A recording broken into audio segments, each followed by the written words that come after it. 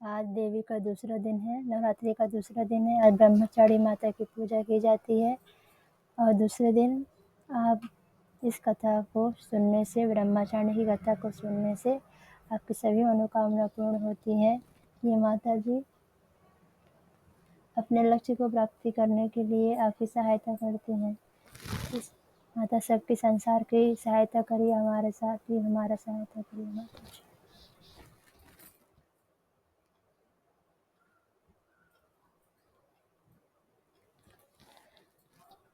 देवताओं के तेज से देवी का प्रादुर्भाव कैसे हुआ, महिषासुर की सेना का वध कैसे हुआ, आज उसके बारे में, आज उसके बारे में उस कहानी का पाठ करेंगे। उस सप्तशती की पुस्तक से आज द्वितीय अध्याय का पाठ किया जाएगा।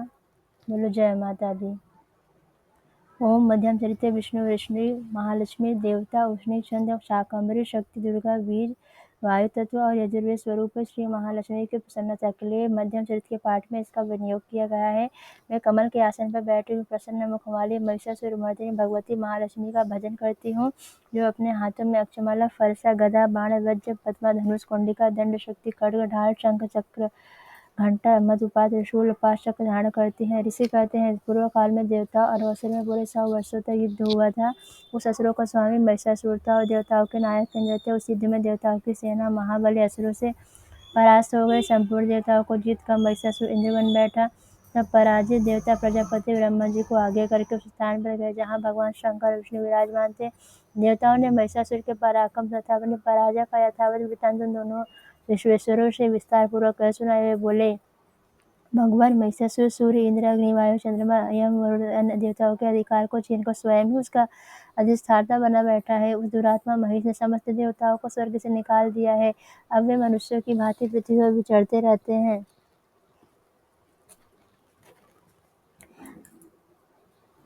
उस दुरात्मा महिष ने सबको स्वर्ग से निकाल दिया है। दैत्यों यह सारी करतूत हमने आपसे कह सुनाई है। अब आप हम आपके शरण में आए हैं। उसके वध का कोई उपाय बताइए।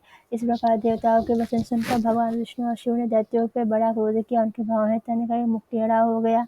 अत्यंत क्रोध में भरे हुए चक्र पाणी विष्णु के मुख से एक महान तेज प्रकट हुआ। इसी प्रकार ब्रह्मा शंकर इंद्र आदि अन्य देवताओं के शरीर से बड़ा भारी तेज निकला। यह सब मिलकर एक हो गया। महान तेज का पूज्य ज्वलयमान पर्वत से जान पड़ा। देवताओं ने देखा वहां उनकी बालाएं संपूर्ण दिशाओं में व्याप्त हो रही थी।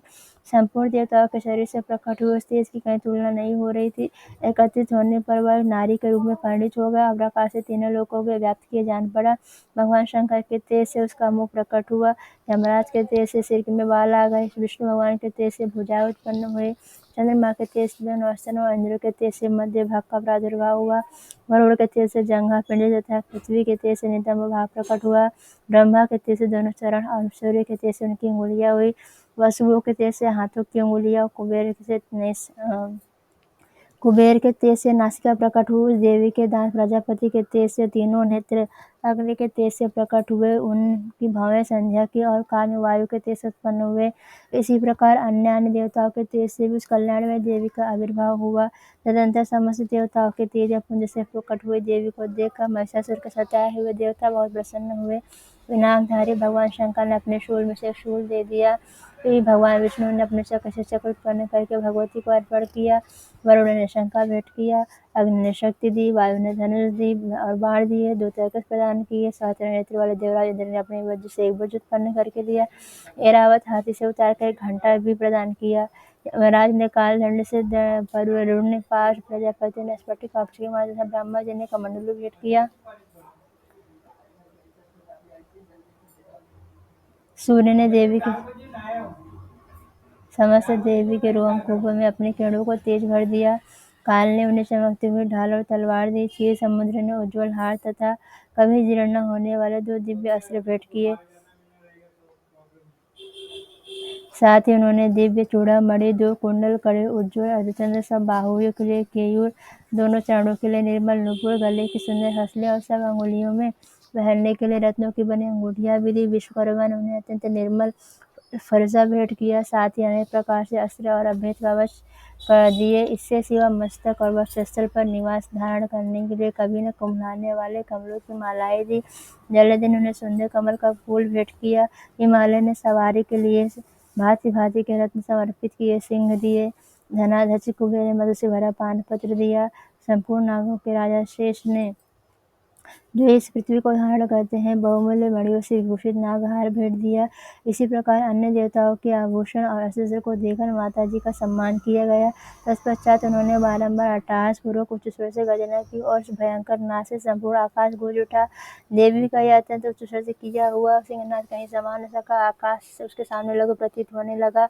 उससे बड़े जोर की प्रतिध्वनि हुई और इससे संपूर्ण विश्व में हलचल मच गई। समुद्र कांप उठे, पृथ्वी डोलने लगे और समस्त पर्वत हिलने लगे। उस समय देवताओं ने अत्यंत प्रसन्नता के साथ सिंहवादिनी भवानी से कहा, देवी तुम्हारी जय हो। साथ ही महर्षियों ने भक्ति भाव से विनम्र होकर उनका स्तवन किया। संपूर्ण त्रिलोकी को क्षोभ देखकर दैत्यगण अपनी समस्त सेना को कवच आदि से सुसज्जित करके हाथों में हथियार लेकर सहसा उठ के खड़े हो गया। उस समय महिषासुर ने बड़े क्रोध से आकर कहा, यह क्या हो रहा है। फिर वह संपूर्ण असुर से घिर कर सिंहनाद की ओर लक्ष्य करके दौड़ा और आगे पहुंचकर उस देवी को देखा, जो अपनी प्रभा से तीनों लोकों को प्रकाशित कर रही थी। उनके चरणों के भार से पृथ्वी दबी जा रही थी, माथे के मुकुट से आकाश में रेखा से खींच रही थी तथा वह अपने धनुष के टंकार से सातों पातालों को क्षुब्ध किए देती थी। देवी अपने हजारों भुजाओं से संपूर्ण दिशाओं को आच्छादित करके खड़ी थी। परंतु उनके साथ दैत्यों का युद्ध छिड़ गया। नाना प्रकार के अस्त्र शस्त्र प्रहार से संपूर्ण दिशाएं उद्दासित होने लगी थी। शिक्षु नामक महान असुर महिषासुर का सेना नायक था। वह देवी के साथ युद्ध करने के लिए आया। अन्य चतुरंगणी सेना के साथ उसने चावल को भी लड़ने लगा। 60,000 रथियों के साथ कोदर नामक महादैत्य ने लोहा लिया। 1 करोड़ रथियों को लेकर महाहनु नामक दैत्य युद्ध करने के लिए आया, जिसके रोज तलवार के समान तीखे थे। वासुलवा नामक महादैत्य 5 करोड़ रथी सैनिकों सहित युद्ध में आ डटा। 60 लाख रथियों से घिरा हुआ वासफल नामक दैत्य उस युद्ध में लड़ने लगा। परिवारित नामक राक्षस हाथी सवार घुड़सवारों के दलों से 1 करोड़ रथियों की सेना लेकर युद्ध करने के लिए आया। बिडाल नामक दैत्य 5 अरब रथियों से घिरकर लोहा लेने आया। इसके अतिरिक्त और भी हजारों महादैत्य रथ, हाथी, घोड़ा सेना साथ लेकर वहां देवी के साथ युद्ध करने लगे। स्वयं महिषासुर उस रणभूमि में कोटि कोटि सहस्त्र रथ, हाथी, घोड़ा सेना से घिरा हुआ था। वे देवी दैत्य के साथ तोमर, भिंडी, पार, शक्ति, मूसल, खड्ग, परशु, पट्टिश आदि अस्त्रों का प्रहार, शस्त्र का प्रहार करने हुए युद्ध कर रहे थे। कुछ दैत्यों ने उन पर शक्ति का प्रहार किया, कुछ लोगों ने पाश फेंका, कुछ दैत्यों ने खड्ग प्रहार करके देवी को मार डालने का उद्योग किया। देवी ने क्रोध में भरकर खेल खेल में ही उसको अपने अस्त्र शस्त्रों की वर्षा करके दैत्यों के वो समस्त अस्त्र शस्त्र काट डाले। उनके मुख पर परिश्रम में थकावट का अंश मात्र भी चिन्ह नहीं था। देवता और ऋषि उनकी स्तुति करते थे। वे भगवती परमेश्वर दैत्यों के शरीर पर अस्त्र शस्त्रों की वर्षा करती रही। देवी का वाहन सिंह क्रोध में भरकर गर्दन के बालों को हिलाता हुआ असुरों की सेना में इस प्रकार विचरने लगा, मानो वनों में दावानल फैल गया हो। रणभूमि के दैत्यों के साथ युद्ध करते हुए अंबिका देवी ने निश्वास छोड़े वे सभी तत्काल सैकड़ों हजारों गढ़ों के रूप में प्रकट हो गए और परशु, बिंदुपाल, खड्ग, पट्टिश आदि अस्त्रों द्वारा असुरों का सामना करने लगे। देवी की शक्ति से बड़े हुए वे गणासुरों का नाश करते हुए नगाड़ा और शंख आदि बजाने लगे।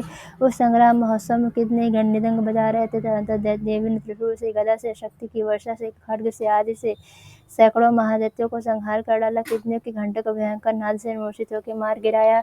बहुत दैत्यों को पाश से बांधकर धरती पे घसीटा। कितने ही दैत्यों के तीखी तलवार की मार से 2 टुकड़े हो गए। कितने गदा की चोट से घायल हो गए। कितने ही मूसल की मार से आहत होकर रखते वमन करने लगे। कुछ दूत शूल से छाती फट जाने के कारण पृथ्वी पर ढेर हो गए। उस रणांगन में बाढ़ सा मुँह की वृष्टि से कितने असुर की कमर टूट गई। बाज की तरह झपटने वाले देवपीड़ा दैत्यगण अपने प्राणों की हाथ धोने लगे। किन्हीं की बाहें छिन्न भिन्न हो गई, कितने की गर्दन काटे गए। कितने दैत्यों के मस्तक कट कट कर गिरने लगे। कुछ लोगों के शरीर मध्य भाग ही विदीर्ण हो गए। कितने ही महादैत्य जांघें कट जाने से पृथ्वी पर गिर पड़े। कितने ही देवी एक बाह, एक पैर और एक नेत्र वाले करके 2 टुकड़ों में चीर डाला। कितने ही दैत्य मस्तक कट जाने पर गिरकर फिर उड़ जाते और केवल धड़ के रूप में अच्छे अच्छे हथियार लेकर माता से युद्ध करने के लिए तैयार हो जाते।